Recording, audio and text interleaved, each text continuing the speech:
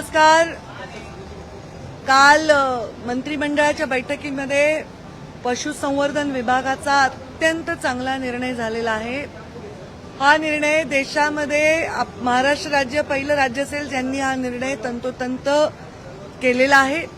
पशुसंवर्धनमध्ये अनेक लोक गावोगावी रोजगारासाठी शेतीवर आधारित उद्योगासाठी काम करताना पोल्ट्री गोट्री यासाठी वेगवेगळे काम उभे करतात, उद्योग छोटे खाणी उभे करतात। त्यांना पशुसंवर्धन विभागातील या सर्व पशुपालकांना कृषीचा पूर्ण लाभ मिळण्यासाठी कृषीचा दर्जा देण्यात त्याच्यात कृषीचा वाटा आहे आणि त्या कृषीमध्ये 24% वाटा हा पशुसंवर्धन विभागाचा आहे।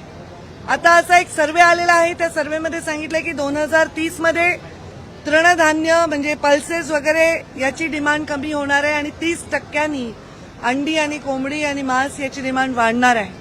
अशा वेळी देशामध्ये आपला जो क्रमांक विविध क्षेत्रामध्ये आहे तो वाढवण्यासाठी आपल्याला जवळपास 3 कोटी अंडे लागतात राज्याला। त्यातले 1.5 कोटी अंडे आपण राज्यात उत्पादन होतं आणि बाकीचे आपण बाहेर आणतो। तर राज्य स्वयंपूर्ण करण्यासाठी राज्यातील तरुण मुलांना स्वतःच्या पायावर उभं राहण्यासाठी हा खूप सुंदर निर्णय आहे।